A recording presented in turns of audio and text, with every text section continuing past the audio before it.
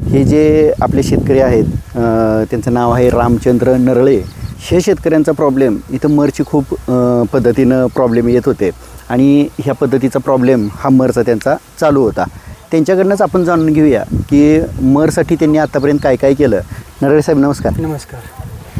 हे आपले असे मर आवरत नव्हता. हे खूप औषध सोडली याला, पण ह्यांचं मी व्हिडिओ एकटा बघितला नळ्याचं नितीन नळे तिथं. मग ते ह्यांचं औषध फोन के कॉन्टॅक्ट झाल्यानंतर मग ह्यांनी जी औषध दिली ती सोडल्यापासून आता फरक पडला. झाडाशी मर थांबल्या. हे अशी झाडं फुटल्यात आता. वरचे जे फाटे आहेत लागले अशी ते फाटेसुद्धा असे तोडून पलीकडच्या बाजूला बांधावर सुरक्षेने टाकलेले आहेत आणि ह्या सगळ्या माध्यमातून जमिनीमध्ये त्याची बुडाला गोल करून त्याची ड्रेंचिंग जेव्हा केली गेली तेव्हा तिथं चांगल्या पद्धतीनं फुटलं आहे आणि ह्या पद्धतीची फुटवा हा आपल्याला तिथं चांगल्या पद्धतीने मिळतो आहे. ट्रेस्टमध्ये होती भरपूर झाडं. हे औषध सोडल्यापासून ट्रेस्टमधनं मी आता बाहेर निघल्यात आणि मर बी थांबला आणि असा फुटवा निघायला लागला. आता हे असे पहिल्यांदा बुडातनं गोल करून घेतले खांदून. त्याच्यानंतर पहिली ड्रेंचिंग केली बरोबर, त्याच्यानंतर दुसरी केली बरोबर, नंतर मग तिसरी केली.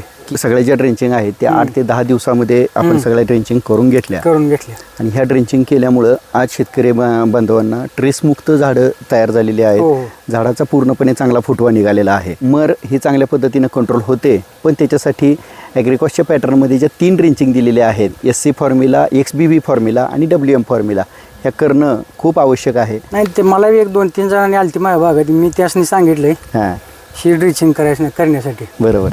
दोघा माझ्या मित्रांनी मी सांगितलंय बरोबर. अभिमान कुठे असेल किंवा लावा भोसले असेल ह्या दोघांनी मी सांगितले. मी ती करतो म्हणले तसं ते औषध. बरोबर. ह्या मरच्या पाठीमागं आपण जसं आता नरळे साहेबांकडे बघितलं, हे आपला व्हिडिओ बघूनच ह्या पॅटर्नकडं आले होते. ह्या पॅटर्न 3 गोष्टीचा पॅटर्न आहे. त्याच्यात शॅडोफाईट कंबोजचा पहिला पॅटर्न, त्याच्यात 2 लिटर शॅडोफाईट, 100 ग्रॅम कंबोज. पहिली ड्रेंचिंग आपल्याला बुडाला गोल करून आळवणी करून त्याची ड्रेंचिंग करायची आहे. दुसऱ्या पॅटर्नमध्ये XBB म्हणजे झेनिया 2.5 लिटर, ब्रोमोकॉस फ्लो 200 मिली आणि वेलिडामायसिन 500 मिली हे परत एकदा तिचं ड्रेंचिंग करायची आहे. आणि तिसऱ्या पॅटर्नमध्ये जे आपल्याला आहे विल्ट नॉट आणि मायकॉस हे अंडी टाकून आदल्या दिवशी ठेवायचं आहे आणि तिसऱ्या दिवशी ड्रीपनं सोडायचं आहे आणि थोडंफार तिथं ड्रेंचिंग करायचे. अशा 3 ड्रेंचिंग आणि ड्रीप वॉटर जर औषधं व्यवस्थित केली तर ह्या पद्धतीचे रिझल्ट आपल्याला जसे नरळे साहेबांचे भेटलेत तशा पद्धतीचे रिझल्ट सगळ्या शेतकऱ्यांना भेटतील. तुर्तास तरी आपण इथं थांबूया. काही अडचण आल्यास तुम्ही दिलेल्या नंबरवर फोन करू शकता. धन्यवाद.